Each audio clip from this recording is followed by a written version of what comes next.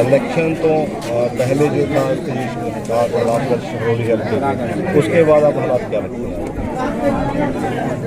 5 साल में हमने जो काम किए हैं, हरोली के हालात लगातार बदले हैं। जहाँ एक तरफ हर किसान, हर मजदूर, हर किसान का काम हुआ है, हर घर में नल लगा है, 10,000 नलके लगे हैं, 9,000 पेंशन, सामाजिक सुरक्षा पेंशन लगी है। भाई साथ में देश का सबसे बड़ा प्रोजेक्ट हम हरोली लेके आए हैं, बल्क ड्रग पार्क।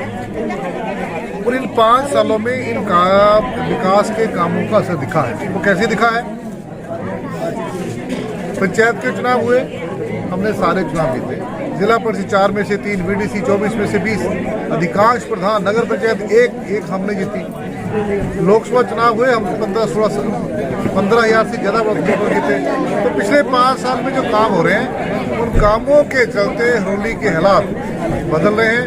अब ये जो बल्क ड्रग पार्क है, इसने हरोली का पूरी तरह से राजनीतिक समीकरण बदल दिया है। आज हरोली की जनता एक ही बात कह रही है, इन 5 सालों में भारतीय जनता पार्टी की सरकार के दौरान बहुत काम हुए हैं। हमने वो काम किए हैं जिसका लाभ एक आम व्यक्ति को मिला है, एक साधारण व्यक्ति को मिला है। हमने ऐसे काम नहीं किए जिसका लाभ चंद लोगों को मिला हो। तो हरोली आज पूरी तरह से भारतीय जनता पार्टी के पक्ष में है। हरोली का रिवाज बदलेगा या नहीं? मैंने कहा ना, 5 साल से बदल तो रहा है हरोली का रिवाज। पंचायत चुनाव जीते लोग, हाँ, तो बीसी विधानसभा में हुए पंचायत चुनाव। 30 साल के बाद हम इतनी बड़ी जीत हमारी पंचायती राज चुनाव में हुई है। तो रिवाज बदल रहा है और आज देख रहे हैं जिस तरह से जनता का समर्थन मिल रहा है। जनता ने मन बना लिया है कि प्रदेश का भी रिवाज बदलेगा और हरोली का भी बदलेगा। प्रदेश में फिर से भाजपा, भारतीय जनता पार्टी की सरकार श्री जयराम ठाकुर के नेतृत्व में, और हरोली में भारतीय जनता पार्टी का कमल खिलेगा। ये रिवाज यहाँ का बदलेगा। काम जो नहीं हुए हैं, तो आपको लगता है जनता में जाकर लगा कुछ जो काम रहेंगे उसका क्या प्लानिंग है? मैं तो ये बात करता हूँ, वैसे अधिकांश काम हो गए हैं, जनता संतुष्ट है। मुझे ऐसी मीटिंगों में लोगों की कोई प्रतिक्रिया नहीं आती कि हमारे काम बचे। फिर भी मैं बोलता हूँ कि बहुत से काम रह जाते हैं। हम इंसान है, भगवान नहीं है। तो जो काम अगर रहे हैं, बड़े कम होंगे। वैसे मैं कह रहा हूँ, मैं दावे से कह रहा हूँ, बहुत कम होंगे। तो जब सरकार आएगी उनको पूरा करेंगे। आज जो कर्मचारी वोट डाल रहे हैं अपने व्यक्तिगत हलकों में, तो ओपीएस का असर है या नहीं है?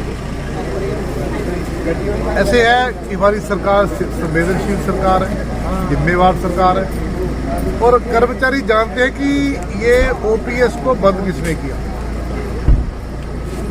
ओल्ड पेंशन स्कीम तब बंद हुई जब वीरभद्र सिंह जी प्रदेश के मुख्यमंत्री थे, कांग्रेस की सरकार थी। और हिमाचल पहला राज्य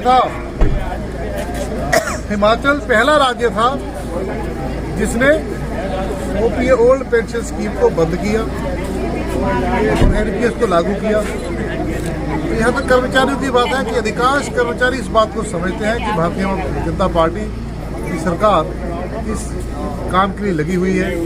बाकी कुछ जो पॉलिटिकल लोग हैं वो पॉलिटिकल बातें करते हैं, लेकिन कर्मचारी इस बात को समझते हैं कि हम उनके जितने भी उनके मांगे थी, जितने भी उनकी ग्रीवांसेस थे, 5 साल में सरकार ने उनको एड्रेस किया है, उनकी मांगों पर अमल किया है, काम किया है।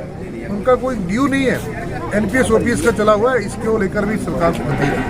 हरोली में जैसे पहले होता था एक ही पार्टी के झंडे या बैनर थे, इस बार दिख रहा है कि आपका जो बीजेपी का और कांग्रेस का है एक ही जैसा लग रहा है। क्या ऐसा लगता है कि जो पहले दबाव था लोगों में, या आप लोग खुलकर बाहर आ चुके हैं?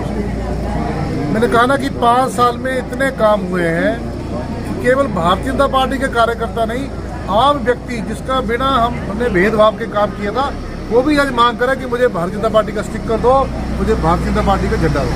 जीत के प्रति कितना? 100%।